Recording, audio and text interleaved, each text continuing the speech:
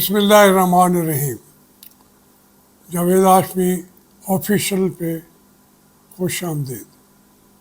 میرے بچوں، میرے پاکستانیوں، السلام علیکم۔ آج امام عالی مقام نے قربانی دے کر کربل کے میدان میں آج سے 1500 سال پہلے اسلام کو پھر زندہ کیا، کیونکہ اسلام کا اتنا طاقتور نظام تھا، مگر اس کو دشمنان اسلام نے اپنی ذاتی مفادات کے اندر شہنشاہت میں بدلنے کی کوشش کی۔ اس وقت یہ ضروری تھا کہ محمد صلی اللہ علیہ وسلم نے جو پیغام دیا تھا اس پرچم کو، اس علم کو گرنے سے بچانے کے لیے نبی پاک کا سارا کنبہ وہ کربل میں اپنی قربانیاں دے، اور وہ قربانیاں انہوں نے دیں، اور اس کی وجہ سے اسلام آج تک زندہ ہے، صرف امام حسین علیہ السلام کے خون سے۔ اور جو پیغام تھا وہ قرآن پڑھا، نمازیں پڑھی، ایک لحاظ سے وہ جو 10 دن میں آگے آئے تھے، ایک ایک چیز پر عملی طور پر ثابت کیا کہ یہ اسلام ہے۔ جابر سلطان کے آگے کلمہ حق کہنے سے آپ کا خون سے لکھنا پڑا، قرآن بھی بولا گیا تو خون دے کر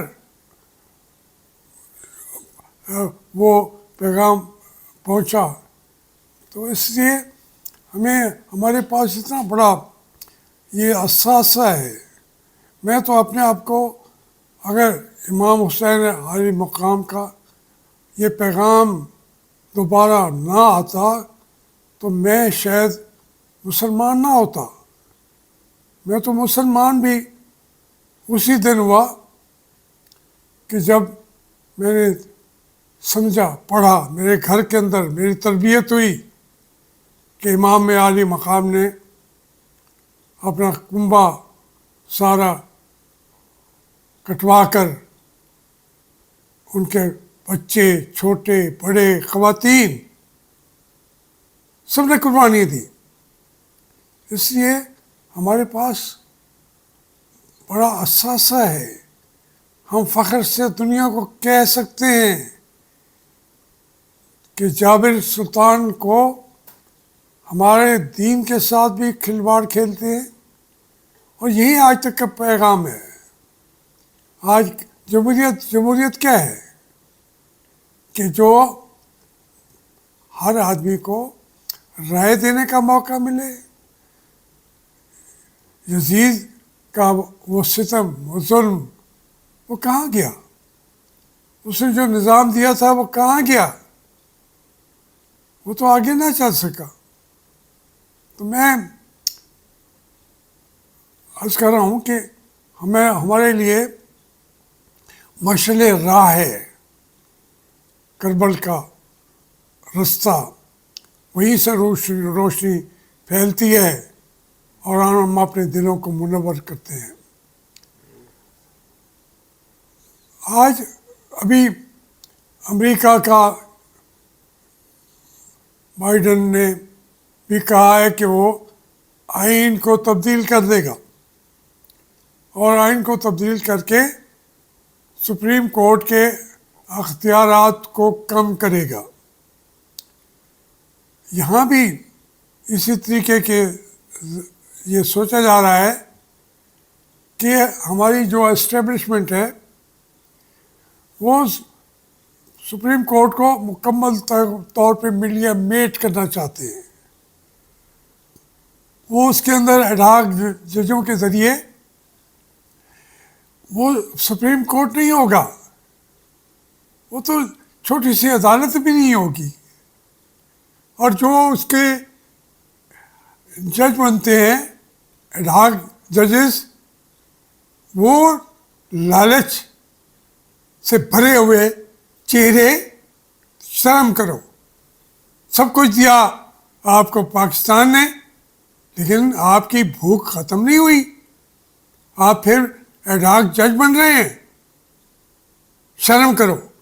لیکن شرم تو ہے نہیں, کیونکہ اسٹیبلشمنٹ جب بلاتی ہے تو یہ دم ہلاتے ہوئے وہاں پہنچ جاتے ہیں.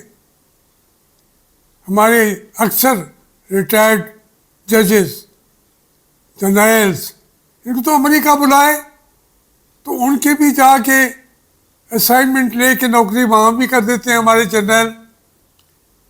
یہ ایک طریقہ کار جس کو برداشت نہیں کریں گے, قوم نہیں برداشت کرے گی. اور پھر آپ دوسری بات بھی دیکھیں کہ ہم اس حد تک, میں بار بار کل بھی کہا, پرسوں بھی کہا کہ یہ امریکہ کہے گا آپ کو میں ہتھیار دیتا ہوں اور یہ جنگ لڑیں آپ افغانستان کے خلاف. آج ان کا جو ڈیفنس کا نمائندہ ہے اس نے بھی یہ پریس کانفرنس کی ہے کہ یہ دہشت گردی ہم برداشت نہیں کریں گے. ایک کے بعد فوراً کہا کہ پاکستان کو جتنے ہتھیار چاہیے ہوں گے وہ بھی ہم دیں گے. میں بار بار آپ کو کہہ رہا ہوں, ہم یہ پھر امریکہ کی جنگ لڑ رہے ہیں. امریکہ اپنی جنگ ہار گیا ہے اور ہمیں بھی وہ ہمارا کیفیت حالت لیبیا کی طرح, عراق کی طرح, شام کی طرح وہ کرنا چاہتا ہے جو وہ وہاں فلسطینیوں کے ساتھ کر رہے ہیں. وہ آج غزہ کے اندر, پورے پٹی کے اندر تو بہت برباد کر کے رکھ دیا ہے. اب وہ کہہ رہے ہیں کہ 15 سال آج سے اس کو بحال کرنا چاہیں تو 15-20 سال میں غزہ بحال ہوگا. لیکن کیسے ہوگا؟ ان کے بچے مر رہے ہیں, پانی نہیں ہے. آج کربلا ہے وہاں پہ, وہ پانی مانگ رہے ہیں. ساتھ والے ملک مصر ہے, جارڈن ہے, سعودی عرب ہے, سارے جو ہیں, شام ہے, ان کو پانی کوئی نہیں دیتا, ضرورت ہی نہیں ہے دیں, صرف بیانات جاری کر رہے ہیں. اس وقت آگ لگی ہوئی ہے وہاں پہ. ان کی بچیاں, چھوٹے چھوٹے بچے رو رہے ہیں, چیخ رہے ہیں. کیا کریں؟ ہم بھی یہی باتیں کر رہے ہیں. تو میں عرض کرتا ہوں کہ ہمارے پاکستان کو غلامی کی زنجیروں سے نکالنا ہے. ہم نے آج پھر یہ عہد کرنے کا دن ہے کہ جس دن امام عالی مقام نے اپنے خاندان کو قربان کر کے عہد کیا تھا, اور وہ آج تجدید عہد کا دن ہے. ہمیں تمام معاملات کے اندر نظر ویسے رکھنی پڑے گی اور کلمہ حق ہر جگہ کہنا پڑے گا. ہمارے جو اسٹیبلشمنٹ ہے یہ پاکستان کے گلے میں خود بھی زنجیریں پہنتی ہے, ہمیں بھی پہناتی ہے امریکہ کی زنجیریں. پھر کہتے ہیں جی کہ ان کی اگر ان میں تو ایک فضا پیدا ہوئی کہ ان کی کانگریس نے قرارداد پیش کر دی, منظور کر لی, جو اب وہ بین پاکستان کے اندر اگر پی ٹی آئی کو بین کرتے ہیں تو اس پہ بھی وہ بیانات دے دیتے ہیں، لیکن اندر ان کو کہتے ہیں کہ جو چاہو کرو، ہمیں وہاں پہ ہمارا امریکہ چاہتا ہے کہ کوئٹہ میں ادھر ادھر ہمیں ایئر بیسز دیتے جاؤ۔ تو یہ دور اب ختم کرنا ہوگا۔ لوگ جو ہیں وہ بھوک سے بلکتے پھرتے ہیں، چیزیں ہر دور میں مہنگی ہو رہی ہیں۔ آپ دیکھیں نا، کل اور پرسوں کے دنوں کے اندر پیٹرول کی قیمت کہاں سے کہاں چلی گئی ہے، بجلی کی قیمت کہاں سے کہاں چلی گئی ہے۔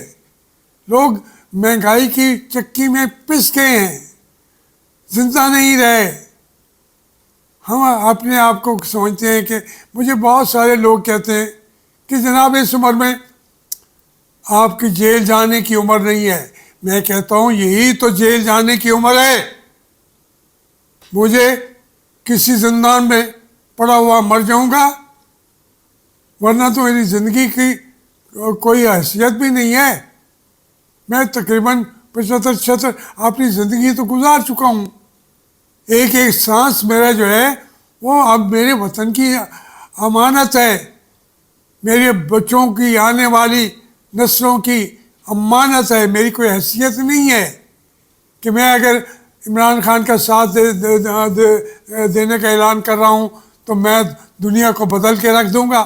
اور نہیں بھائی، میری نحیف آواز ہے، یہ پیسے وائسز ہیں، کمزور لوگوں کی باتیں ہیں، لیکن میں اپنے سے اور کہاں کی طاقت لے کے آؤں؟ میں اپنی بات کروں گا، ضرور کروں گا کہ اکثریت نے جن کو آپ کو جو آج جمہوریت کہتے ہیں انہوں نے ووٹ دے دیا ہے، تو اس ووٹ کا احترام کرو۔ نواز شریف نے کہا تھا کہ ووٹ کو عزت دو، یہ میرا نعرہ تھا۔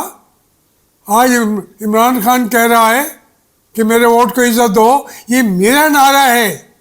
جو یہ مارے گا میں یہ نہیں دیکھوں گا کہ وہ نواز شریف ہے یا وہ عمران خان ہے، یہ فیصلہ تاریخ کرے گی۔ جو زندہ رہے گا، کھڑا رہے گا، میری آواز اسی کے ساتھ چلی جائے گی۔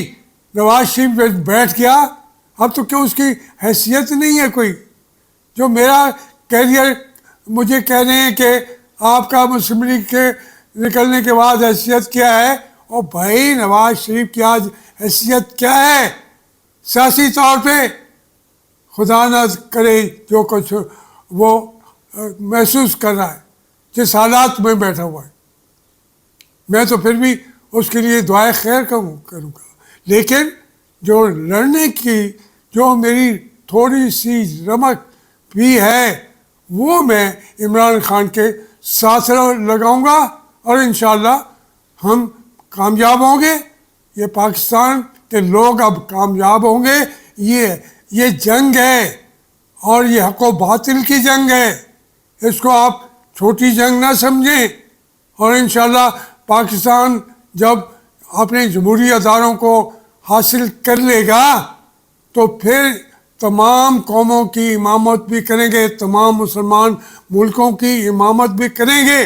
لیکن اگر ہمیں مارنے کے لیے بندوق اٹھا لے کوئی جرنیل اور پاکستان کو لوٹنا بھی شروع کر دے، یہ دیکھ کے خاموش نہیں رہ سکتے۔ پاکستان زندہ باد، زندہ رہے گا، اور امام حسین کا پیغام تا قیامت تا ابد جاری و ساری رہے گا، اور مسلمانوں کو روشنی کی کرن نظر آتی رہے گی۔